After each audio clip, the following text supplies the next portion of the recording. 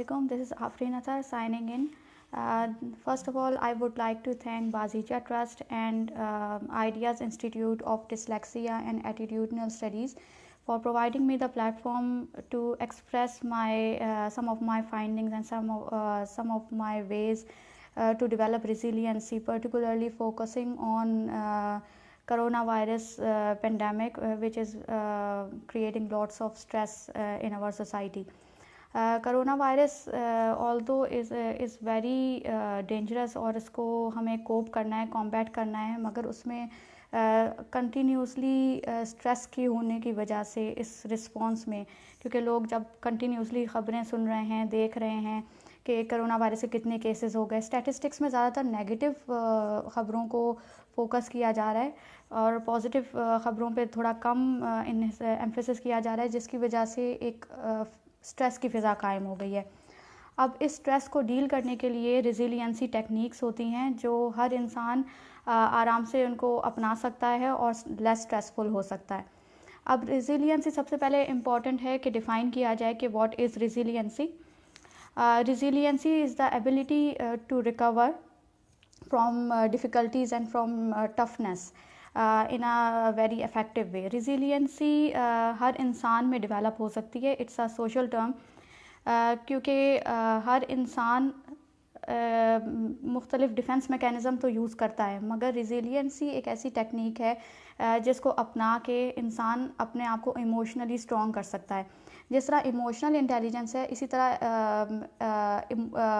जिस तरह इंटेलिजेंस है, उसी IQ है, उसी तरह इमोशनल इंटेलिजेंस या EQ का भी कॉन्सेप्ट है और वो रेजिलियंसी से हाईली कोरिलेट होता है। तो आज मैं आपको थोड़े से रेजिलियंसी के टेक्निक्स बताऊंगी in response to corona virus.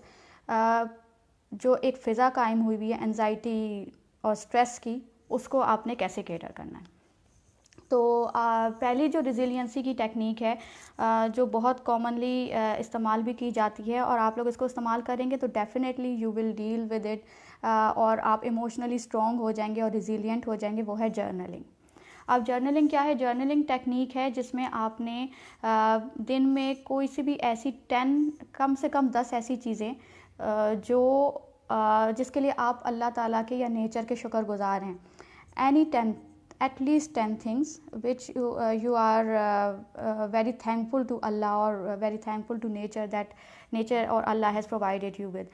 For example, मैं अगर अपनी जर्नलिंग करती हूँ तो मैं इस तरह लिखती हूँ कि I am very thankful that I am living in a very safe and secure environment.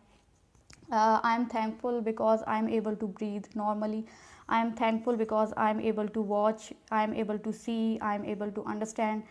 I am thankful that I am living in a very in an independent country जहाँ पे मुझे कोई रोक टोक नहीं है। I am free to live and free to do whatever I want. तो इस तरह की आप जो है जर्नलिंग के अंदर मुख्तलिफ ऐसी पॉइंट्स लिखें जिसके लिए आप शुक्रगुजार हैं। ग्रेटिट्यूड को अपनी लाइफ का हिस्सा बनाएं। रात को सोने से पहले अगर आप लिख नहीं पाते तो आप कम से कम मोबाइल में नोट पैड में नोट कर लें कि ये चीज़ें हैं जिसकी वजह से मैं शुक्रगुजार हूँ। जब आप ये चीज़ करना शुरू करेंगे, इस एक्सरसाइज से आपको जो नेगेटिविटी है आपकी लाइफ में, कोई अगर एक दो चीज़ आपके लिए ऐसी है जो नहीं आप उसको अचीव कर सके कोई किसी चीज़ को, जब आप ये देखेंगे कि आपने बहुत सारी चीज़ें हैं जो आपकी लाइफ में ऑलरेडी मौजूद हैं और जो आपके लिए बहुत इम्पॉर्टेंट हैं और आप उसकी कदर नहीं कर रहे। एक तो जर्नलिंग का फ़ायदा ये होगा कि आप डिप्रेशन से और टेंशन से और इस तरह के नेगेटिव इम्पल्सेस से निकलना शुरू हो जाएंगे। दूसरा इसका फ़ायदा ये होगा कि आप ऑप्टिमिज़म या पॉजिटिव थिंकिंग की तरफ जाना शुरू हो जाएंगे। और तीसरा इसका फ़ायदा ये होगा कि आपको पता चलेगा कि हाँ, ये मेरे अंदर ब्लेसिंग्स मौजूद हैं और मुझे ये जज्बा पैदा करना है कि यही ब्लेसिंग्स मैं कोशिश करूँ कि दूसरों को भी प्रोवाइड करूँ। अगर हम कोरोना वायरस पेंडेमिक को फोकस करके देखें तो उसमें गवर्नमेंट की ऑल दो ज़िम्मेदारी है कि वो सपोर्ट करे पूरी नेशन को, लेकिन हमें बतौर इंसान कोशिश करनी चाहिए कि जो लोग ब्लेस्ड इतने नहीं हैं, जिनके पास मिसाल के तौर पे खुराक के मसले हैं, जो साफ़ पानी नहीं पी पाते, जो इकनॉमिकली इतने साउंड नहीं है, हमें चाहिए कि हम एज एन इंडिविजुअल उनकी सपोर्ट करें। दूसरी टेक्निक ये है रिजिलियंसी बिल्ड करने की कि आप एक अच्छा सपोर्ट सिस्टम डेवलप करें। अब सपोर्ट सिस्टम क्या हो सकता है? वो आपके फ्रेंड्स भी हो सकते हैं, वो आपकी फैमिली भी हो सकती है, वो कोई भी ऐसा इंसान या ग्रुप ऑफ इंडिविजुअल जिससे आप जब बातचीत करें तो यू विल फील रिलैक्स। और ऐसे इंसान से बात करें कि आपको पता हो कि अगर मैंने इससे बात की तो पॉजिटिव ही रिस्पॉन्स आएगा और मुझे दिलासा या मुझे अच्छी राय ही मिलेगी। तो आप अपना एक स्ट्रॉन्ग सपोर्ट सिस्टम बिल्ड करें और अपनी प्रॉब्लम्स को शेयर करें। शेयरिंग इज़ केयरिंग इसलिए कहा जाता है कि आप जितना शेयर करेंगे उतना ज़्यादा आपका जो कैथारसिस होगा, आपकी इमोशनल जो ओवरलोड हुआ है माइंड में, वो कम होना शुरू हो जाएगा। एक बड़ी अच्छी एक कोटेशन है जो मैं आपके साथ शेयर करूँगी। A joy shared is a joy doubled, a sorrow shared is a sorrow halved. जितना आप शेयर करेंगे अपनी पॉजिटिव अपनी खुशियों को, उतनी ज़्यादा वो फैलेंगी, और जितना दुख को आप शेयर करेंगे वो कम होगा। लेकिन वो उसके लिए ज़रूरी ये है कि सपोर्ट सिस्टम आपका स्ट्रॉन्ग हो, ऐसा सपोर्ट सिस्टम हो जिस पे आप ट्रस्ट कर सकें। तीसरा इसके अंदर है taking care of your basic needs. आपने अपनी जो बेसिक इंस्टिंक्ट्स हैं, जिस तरह आपके बेसिक मोटिव्स बेसिक नीड्स हैं, उसके लिए एक मैं छोटा सा फॉर्मूला इस्तेमाल करती हूँ जिसको मैं कहती हूँ halt. H for if hungry, A for angry, L for lonely, and T for tired. If you are feeling hungry, then you should grab something and eat. It's just that simple. अगर आप angry feel कर रहे हैं तो आप अपने anger को express करें, लेकिन there are very healthy way of expressing your anger. जब अगर ये किसी से मैं नॉर्मली अपने कुछ फॉर्म्स पे पूछती हूँ कि anger is a normal thing और नॉट। बहुत सारे लोग कहते हैं कि anger is not a normal thing, it's not a normal emotion, but anger is a normal emotion, but its expression depends कि वो नॉर्मल है या वो नॉर्मल नहीं है। तो आपको अगर गुस्सा आ रहा है किसी बात पे, then you have to deal with it in an assertive way. Assertiveness क्या होता है? मुतवाज़िन रवैया, कि आपने उस बंदे को फीडबैक देना है जिससे आपको तकलीफ़ हुई। आपने उसको बताना है कि मेरा ये मसला है और इस मसले को मैं आपके साथ शेयर करना चाहता हूँ, लेकिन आपने उस टाइम उस मसले को शेयर करना है जब दूसरा बंदा इस चीज़ को सुनने को तैयार हो। एंगर को एक्सप्रेस करने के दो और तरीके होते हैं जो कि नेगेटिव होते हैं। They are aggressive way of expressing anger and passive way of expressing anger. अब aggressive way of expressing anger क्या होगा कि आपने दूसरे को मार धाड़ की, किसी को नुकसान पहुंचाया फिज़िकली या इमोशनली। और passive way of expressing anger क्या होगा कि आपने अपने आप को तकलीफ़ पहुंचाई। मिसाल के तौर पे इस तरह की सेल्फ पिटी करना या ये सोचना कि मैं इस काबिल ही नहीं हूँ, मेरे साथ हमेशा ही बुरा होता है। तो आप ऐसी चीज़ें सोचेंगे तो वो होंगी unhealthy way of expressing anger. तो आपने एजर्टिवली उसको एक्सप्रेस करना है। तीसरा जो हॉल्ट के अंदर चीज़ थी, loneliness. If you are feeling lonely then you should share your feelings, your problems, your happiness with a strong support system, जो मैंने सेकेंड पॉइंट में मेंशन किया। And T is for tiredness. अब टायर्डनेस हमारा ये होता है कि हम वर्क लोड कंटिन्यूसली काम कर रहे हैं। अब बॉडी इज़ इंडिकेटिंग अस कि हम पे रहम करो, मगर हम नहीं कर रहे होते। तो if you are feeling tired you should rest करने के बहुत सारे तरीके होते हैं। You should go for a walk, you can play a very good movie, you can talk with your friend, you can spend time outside. अभी फ़िलहाल नहीं, लेकिन वैसे तो बहुत सारे तरीके होते हैं जिससे आप अपने आप को रिलैक्स करें, ना सिर्फ बॉडीली बट ऑल्सो मेंटली। अच्छा, चौथा पॉइंट जो मैं आपके साथ शेयर करना चाहूँगी वो है कि आपने अपनी सेल्फ टॉक को देखना है। हमारी जो नेगेटिव सेल्फ टॉक है उसको आप टारगेट करें। हम लोग ज़्यादातर जो सोच रहे होते हैं, हमारी थिंकिंग जो होती है वो हमारे एक्शंस को डायरेक्ट कर रही होती है। अगर आप नेगेटिव सेल्फ टॉक में हैं तो उसको पॉजिटिव सेल्फ टॉक में चेंज करना शुरू करें। इसकी कॉग्निटिव टेक्निक्स होती हैं जिसमें आप जो है थेरेपिस्ट की मदद से जो है इसमें और ज़्यादा प्रोफिशेंसी हासिल कर सकते हैं, लेकिन अपनी नेगेटिव थिंकिंग को चेंज करने की कोशिश करें इनटू पॉजिटिव वंस। आगे मैं आपके साथ शेयर करूँगी कोपिंग स्ट्रेटजीज़ कुछ ऐसी हैं जिनके ज़रिए आप इनको नेगेटिव सेल्फ टॉक को पॉजिटिव सेल्फ टॉक में चेंज कर सकते हैं। फिर ये है कि आप you should live with a purpose in life. Who are you, why are you here. आपको ये पता होना चाहिए, आपको इस चीज़ की खोज लगानी चाहिए कि आपकी ज़िंदगी का मकसद क्या है। आपकी ज़िंदगी का अगर मकसद आपको समझ नहीं आ रहा तो आप अपने लव्ड वन से डिस्कस कर सकते हैं कि मैं किस चीज़ में अच्छा हूँ। आप फीडबैक लें और उस फीडबैक के बेस पे अपना कोई मकसद बनाएं लाइफ का। If you have a purpose in life then you will be able to follow your purpose. आप उस पर्पस को नोट डाउन करें, उस पर एक्ट करें। जब तक आप एक्ट नहीं करेंगे तब तक वो आपका पर्पस फुलफिल नहीं होगा। You should find out your purpose in life and then act on it. इसके अलावा ये है कि अपनी फीलिंग्स को रिकॉग्नाइज करें। You should make your feelings your friend. आपको अगर फीलिंग्स को रिकॉग्नाइज करना आ जाएगा then you will be able to better cope with it. अगर आप you are feeling lonely then you should know that you are feeling lonely and what you should do to avoid to reduce that loneliness. वरना अगर continuously आप feeling को avoid करते रहेंगे तो एक पेंट अप स्ट्रेस डेवलप हो जाएगा, जिससे स्ट्रेस के negative outcomes in the form of physical और साइकोलॉजिकल डिसऑर्डर्स आपकी बॉडी में शो होना शुरू हो जाएंगे। इसकी भी मैं आपके साथ शेयर करूँगी आगे। कुछ टेक्निक्स हैं जो फीलिंग्स को रिकॉग्नाइज करने में आपकी हेल्प आउट करेंगे। सेल्फ अवेयरनेस की कुछ एक्सरसाइजेज हैं, वो भी बड़ी इफेक्टिव हैं कि आप अपने बारे में जानें। जब तक you should know what are positive qualities of yourself, what are negative qualities of yourself, then you will work on it कि आपने नेगेटिविटी को कम कैसे करना है, पॉजिटिव को और एनहांस कैसे करना है। इसके अलावा मैनेज योर इम्पल्सिस।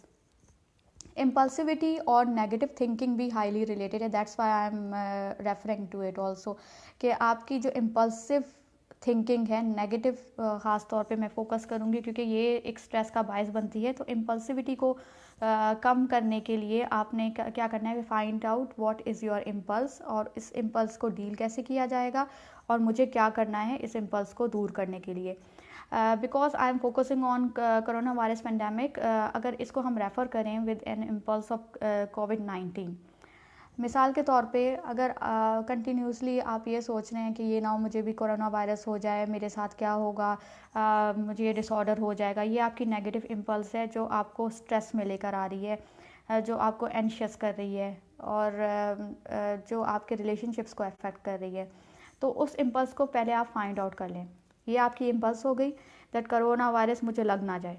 फिर इसका डील करने का तरीका क्या है कि आपको फाइंड आउट करना है फर्स्ट ऑफ ऑल कि सिम्टम्स क्या हैं इसके। कोरोना वायरस के सिम्टम्स जो 4 बेसिक सिम्टम्स हैं, ड्राई कफ, फीवर, फैटीग या एक मुख्तलिफ बॉडी एक्स होना और थ्रॉट इन्फेक्शन, थ्रॉट में जो है रेस्पिरेटरी ट्रैक में ड्राइनेस होना, ये चीज़ें इसमें कॉमन है। तो आपने इम्पल्सिविटी को डील करने का क्या तरीका है, पहले आपने उसकी फाइंड आउट करने हैं कि इसके पर्टिकुलर सिम्टम्स क्या हैं और then you should act on preventive measures जो आपको बार बार बताए जा रहे हैं कि हैंड वॉशिंग और अपने आप को सैनिटाइज रखना है। अपने अगर आप कहीं बाहर जा रहे हैं तो अंदर आके you should take a bath, shoes को बाहर रखें। It's nothing to worry about. अगर आप इसका केयर करेंगे इन चीज़ों का तो you will not contract it. और अगर आपने इसको अगर कोरोना वायरस फॉर इंस्टेंस किसी को हो भी जाता है खुदा ना खास्ता, तो इसकी ट्रीटमेंट भी यही है कि आप ख्याल करें ताकि दूसरों को ना लगे। और आप अगर अपनी डाइट को हेल्दी रखेंगे, मेंटेन करेंगे अपनी balance diet, then you will recover इंशाल्लाह। और अगर हम स्टैटिस्टिक्स को देखें तो हमें चाहिए कि हम पॉजिटिव स्टैटिस्टिक्स को ज़्यादा फोकस करें। इम्पल्सिविटी को डील करने के लिए हमें चाहिए कि हम सक्सेस स्टोरीज़ या केस स्टडीज़ को देखें as compare to negative stories. Learn to solve problem. आपको लर्न करना चाहिए कि अगर ये प्रॉब्लम हो गई है तो मुझे इसको सॉल्व कैसे करना है, ना कि ये कि आप उस प्रॉब्लम को लेके अब बैठे स्ट्रेस में है।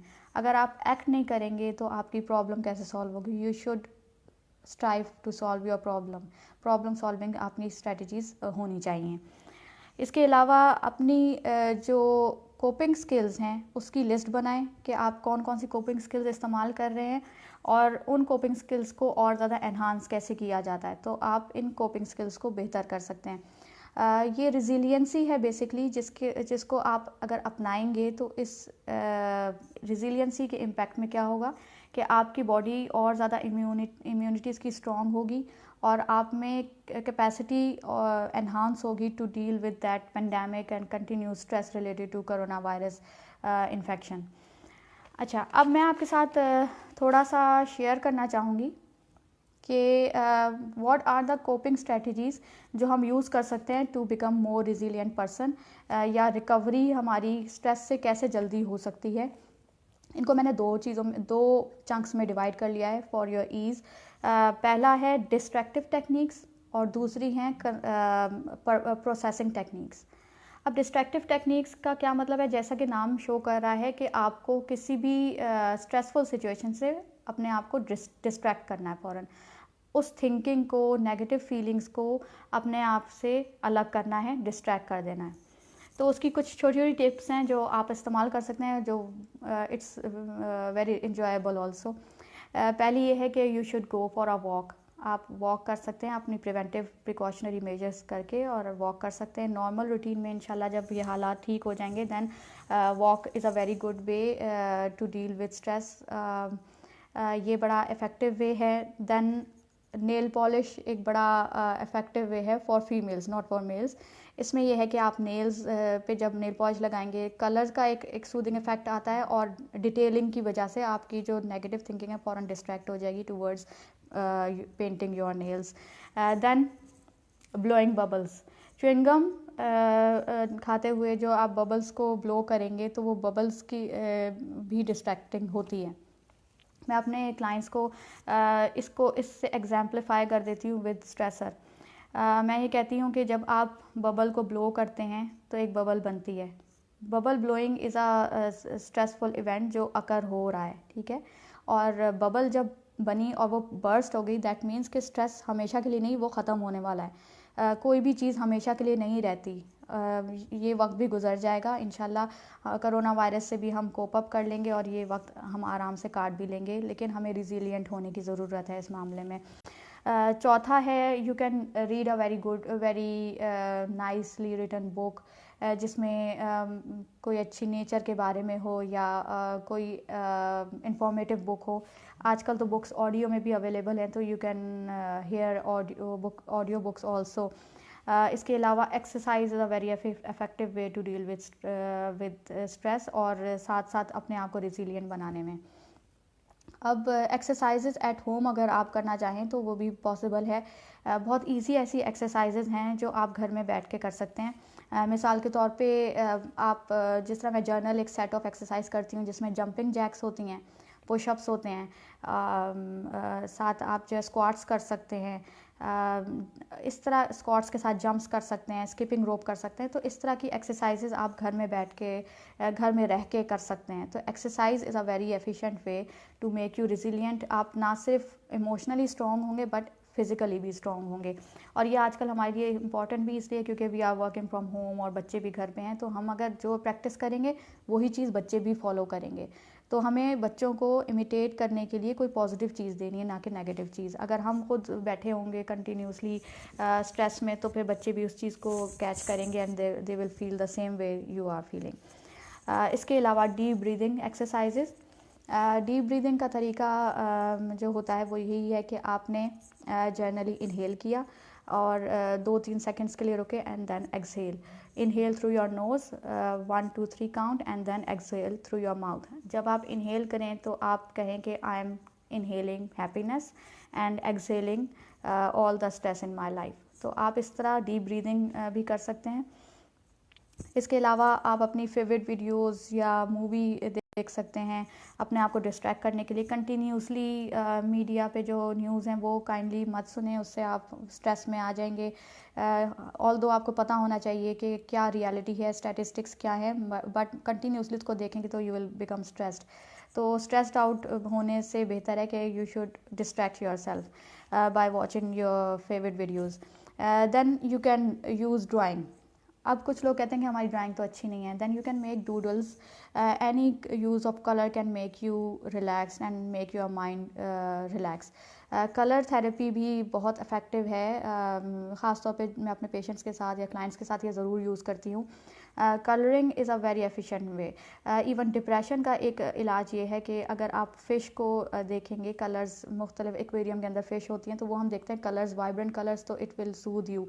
तो colour has a very therapeutic effect on your self. इसके अलावा पज़ल्स आप इस कर देख सकते हैं। अखबारों में भी पज़ल्स आते हैं, न्यूज़पेपर में, या फिर आप ऑनलाइन भी देख सकते हैं। पज़ल्स करें तो आपका डिस्ट्रैक्टिंग एक कैपेसिटी बिल्ड हो जाएगी। इसके अलावा आप ये कर सकते हैं कि पॉजिटिव कोटेशंस देख के और वो अपने दीवारों पे जहाँ जहाँ आपका नज़र पड़ती है वहाँ पे लगा लें, तो it will create a very good impact. आप उसको देखेंगे, you will remind that is there. इसके अलावा अपने हाउस को क्लीन रखें। सफाई का कहते हैं ना, सफाई निस्फ ईमान है, तो जितना क्लीन हाउस होगा it will soothe your mind.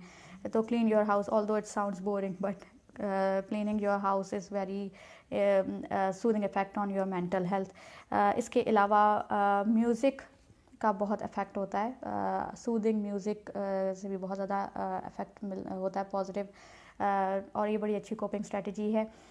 Islamic point of view से अगर हम देखें तो सूरह रहमान की तिलावत जो है वो आप सुबह लगा सकते हैं, किसी भी टाइम लगाएं, तो म्यूज़िक हैज़ एन इम्पैक्ट। या सूरह रहमान की जो आवाज़ है, वेवलेंथ्स होती हैं जो आपको रिलैक्स करती हैं, तो ये भी एक एफिशिएंट वे है, not only to distract yourself but also soothe yourself and your inner self spirituality. And one another important point that you can use is the use of affirmations. आप अपनी कोई सी positive coat या तो लगा के अपनी दीवार पे लगा सकते हैं, या फिर एक बहुत अच्छी एफर्मेशन मैं अपनी ट्रेनिंग्स में भी बताती हूँ कि आप ये लिख सकते हैं, मैं एक ख़ास काबिल कदर गलती करने वाला इंसान हूँ। ये एक एफर्मेशन है जो आप अपनी दीवार पे लगा सकते हैं। या फिर एफर्मेशन है कि ये वक्त भी गुजर जाएगा, कोरोना वायरस का ये वक्त भी गुजर जाएगा, सब कुछ इंशाल्लाह नॉर्मल रूटीन में आ जाएगा, और हमें चाहिए कि हम इसको प्रिवेंटिव और प्रिकॉशनरी मेजर्स को अप्लाई करते हुए अपनी ज़िंदगी को गुजारें और ओवरबर्डन अपने आप को ना करें। अब मैं चाहूँगी, ये थी कुछ डिस्ट्रैक्टिंग टेक्निक्स, अब मैं बताऊँगी थोड़ी सी प्रोसेसिंग टेक्निक्स जो आपने ख़ुद अप्लाई करनी है, और ये मैं अपने क्लाइंट्स को बताती हूँ और ये बहुत इफ़ेक्टिवली इम्पेक्ट कर रही होती हैं लोगों को। एक तो ये कि बड़ा अच्छा सा आप ये कर सकते हैं कि आप कोई अच्छा सा कार्ड बना के या कोई अच्छा सा टेक्स्ट अपने लव्ड वंस को करें जो आपकी लाइफ में बहुत ज़्यादा इम्पैक्ट देते हैं, जो आपको सपोर्ट करते हैं। जब आप किसी के साथ पॉजिटिविटी शेयर करेंगे तो पॉजिटिविटी ही इन रिस्पॉन्स आपके पास आएगी, तो एक अच्छी सी एक फ़िज़ा कायम हो जाती है। तो जो लव्ड वंस आपसे दूर हैं, आप उनको कंटिन्यूसली उनसे बातचीत करें, उनको कोई अच्छी बात करें कि हमारा ये अच्छा टाइम गुजरा है, I am thankful to you कि तुमने मुझे इतना अच्छा टाइम प्रोवाइड किया या तुमने मुझे support the. It will create a very strong bonding, और आपका सपोर्ट सिस्टम इससे और स्ट्रॉन्ग होगा। देन आप कॉल कर सकते हैं अपने फ्रेंड्स को, फैमिली मेम्बर्स को जो आपसे दूर हैं। इम्पल्स लॉग्स आप बिल्ड कर सकते हैं, जैसे मैंने आपको पहले भी बताया कि इम्पल्स आपकी जो है उसको फाइंड आउट करें कि इम्पल्स क्या है, देन उसको डील आपने कैसे किया। फिर उसके बाद अब जैसे मैंने पहले बताया कि आपको अपनी फीलिंग्स को रिकॉग्नाइज़ करने की ज़रूरत है, तो उसकी तरीक़ाकार क्या है। पहला तरीका ये है कि आप एक चार्ट पे फीलिंग्स लिखें सेंटर में, and then you can write different feelings कि आज आपने ये फीलिंग एक्सप्रेस की, या ये आज आपने ये फीलिंग्स एक्सपीरियंस की, और फीलिंग्स को डिफ़ाइन करें। मिसाल के तौर पे आज मैंने हैप्पीनेस फील की, लेकिन साथ साथ एजिटेटेड भी मैं थोड़ी देर के लिए हुई, थोड़ी देर के लिए मैं अनॉयड भी हुई। तो इस तरह की फीलिंग्स आप लिखें और वो एक चार्ट पे लगाएं, तो वो आपको बड़ा इंटरेस्टिंग सा एक ओवरव्यू देगा कि वीकली आपकी फीलिंग्स क्या थी, और वीकली फीलिंग्स की बेस पे फिर आप एक्ट ऑन कर सकते हैं to better yourself in coping with any form of stress.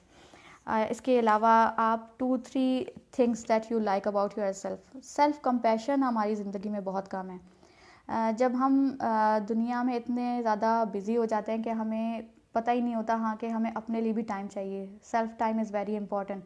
तो आपने अपने लिए सेल्फ कंपैशन की एक प्रैक्टिस है जिसमें आपने कोई सी भी 2-3 लाइंस लिखनी है कि what I like in my self, कि मैं अपने लिए कोई सी बूस्टिंग लाइंस लिखूं। तो आप अपने लिए 2-3 ऐसी बूस्टिंग लाइंस या सेल्फ कंपैशन से रिलेटेड लाइंस लिख सकते हैं। मिसाल के तौर पे I am proud of my self कि मैं सोसाइटी में अपनी कैपेसिटी के मुताबिक सपोर्ट कर पा रही हूँ। ये एक मेरे लिए बूस्टिंग पॉइंट है जो that I love about myself. या I make very good food, ये भी एक बड़ी अच्छी क्वालिटी। यानी इस तरह की क्वालिटीज़ आप 2-3 लाइन्स में अपने बारे में लिखें, you will feel very relaxed and emotionally strong. और इसके अलावा ना सिर्फ आप emotionally strong at that time feel करेंगे, बल्कि आपको और ज़्यादा आइडियाज़ आएंगे that how you better your self मोर। इसके अलावा अपने जो है फीलिंग्स को एक्सप्रेस करने के साथ साथ आप अपने इमोशंस को भी फील करें। और उसके लिए मैं एक आपको छोटी सी टेक्निक बताऊंगी जिसको कहते हैं बॉडी स्कैनिंग टेक्निक। ये एक मेडिटेशन की फॉर्म है जिसमें आप अपनी बॉडी पार्ट्स की स्कैनिंग इस तरह करते हैं कि आपको पता चलता रहता है कि that's my body and I that belongs to me, और मुझे उसकी केयर कैसे करनी है। इसका तरीका बस ये है बॉडी स्कैनिंग टेक्निक का कि आपने अपनी आइज़ क्लोज करनी है, रिलैक्स पोजीशन में बैठना है या लेट भी सकते हैं आप। ऐसी जगह पे आप बैठें जहाँ बिल्कुल शोर ना हो, डिस्ट्रैक्शन किसी किस्म की ना हो। And then you just close your eyes, and then first of all you will say that I am feeling my brain, I am feeling my head, then my eyes, then my neck। इस तरह करके आप अपने hands को feel करें। इस तरह करके आप जब अपनी पूरी बॉडी को फील करेंगे और एक्सप्रेस करेंगे तो बहुत सारी ऐसी बॉडी पेन्स और एक्स होंगे जो आपको फील होंगे। उस टाइम आप कहेंगे I am here for you and I will help you to cope with it. उसके लिए फिर आपके अंदर एक मोटिवेशन बिल्ड होगी मेंटली, आपकी कॉग्निशंस या थिंकिंग प्रोसेस पॉजिटिव होगा और अपनी बॉडी का आप ख्याल रखना शुरू हो जाएंगे through healthy diet, through exercising and अपने ऊपर ओवरबर्डन ऑफ वर्कलोड ना करें। तो इस तरह की चीज़ें आप मेडिटेशन के ज़रिए या बॉडी स्कैनिंग के ज़रिए जान पाएंगे और फिर उसको डील कर पाएंगे।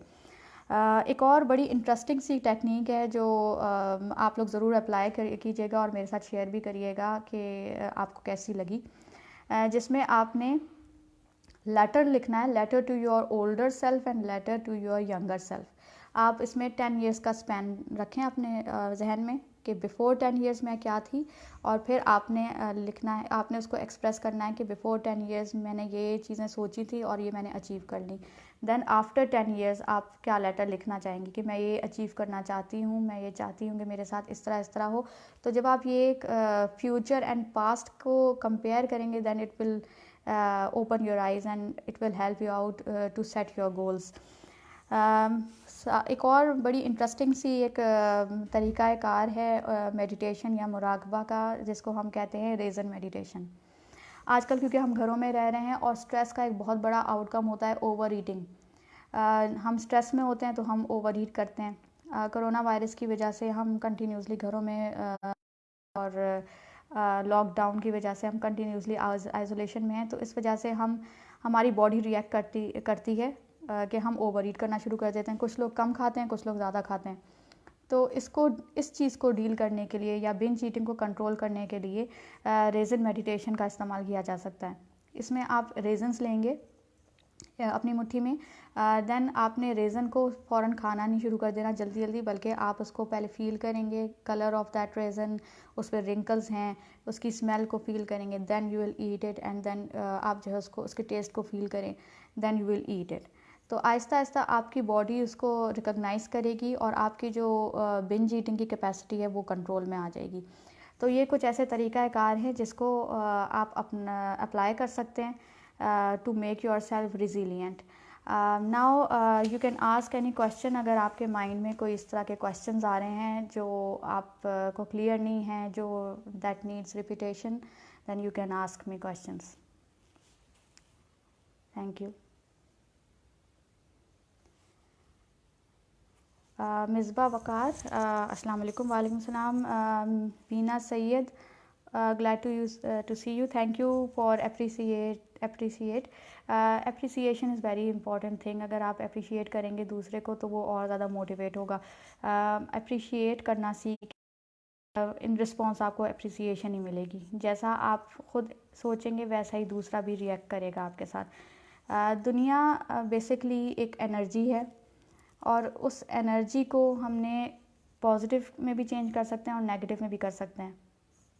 मैं एक एग्ज़ाम्पल देती हूँ कि हमारी जो सेल्फ़ एस्टीम है या हमारे जो ख़ुद एतमादी का जो आंसर है वो हम पॉजिटिव वे में भी रिसीव कर सकते हैं और नेगेटिव वे में भी कर सकते हैं। अगर हम ये सोचें कि सेल्फ़ एस्टीम एक हीरे की मानंद है जो हमारे अंदर मौजूद है, और वो सेल्फ़ एस्टीम हम जैसे चाहते हैं कि दूसरा बंदा हर्ट ना करे, उसी तरह हमें चाहिए कि हम दूसरे बंदे की सेल्फ़ एस्टीम को भी हर्ट ना करें। तो sending end receiving the positivity will create positivity, इसका रिस्पॉन्स में पॉजिटिविटी ही आएगी। और इसका फ़ायदा क्या होगा कि हम लोग रिज़िलिएंट बनेंगे भी और दूसरों को भी बनाएंगे। कोरोना वायरस को अगर हम फोकस करें तो हम ये तमाम एक्सरसाइज इस्तेमाल कर सकते हैं रिज़िलियंसी की, जो मैंने आपके साथ शेयर की, जिसमें हम घर में बैठ के बहुत सारी ऐसी एक्टिविटीज़ कर सकते हैं कि हमारा माइंड जो है वो डाइवर्टेड भी रहे और हम हेल्दी एक्टिविटीज़ में अपने आप को एंगेज कर सकते हैं।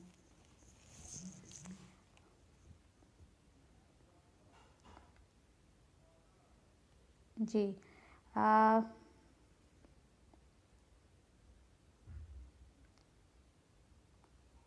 There is any response then आप मेरे साथ शेयर कर सकते हैं। अभी कोई ऐसा क्वेश्चन है, you can ask me. Okay, अब मैं थोड़ी समरी कर देती हूँ इसकी, कि समरी क्या थी। रिज़िलियंसी क्या होती है? The ability to recover from any stressful situation या टू रिकवर फ्रॉम टफनेस और from tough time easily. Resilient लोग वो होते हैं जो किसी स्ट्रेस को ईज़िली कोप अप कर पाएँ।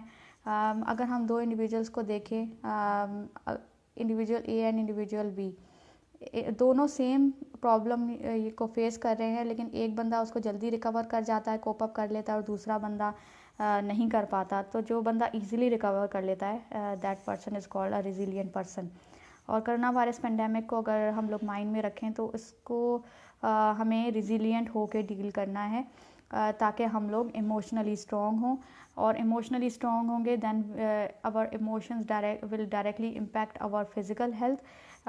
तो फिर इससे हम फिज़िकली भी स्ट्रॉन्ग रहेंगे। Physical and emotional health are highly correlated. If our physical health is affected, our emotional और psychological health is affected. If our mental और psychological health is affected, it will affect in turns our physical health.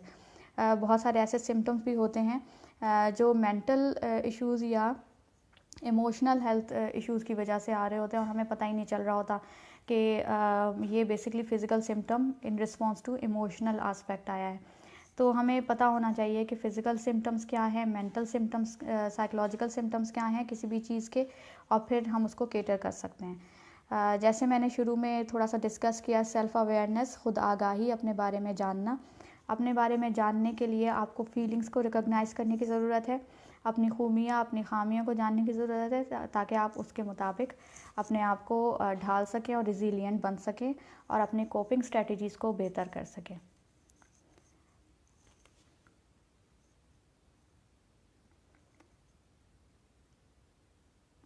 Okay, I think my lecture was very explanatory. अगर आपके और कोई questions हैं, you can ask me in the comments. और आप साथ साथ हैप्पी बीइंग मेरा एक छोटा सा फॉरम है जिसमें मैंने कोशिश की है कि मैं ह्यूमैनिटी की हेल्प कर सकूं।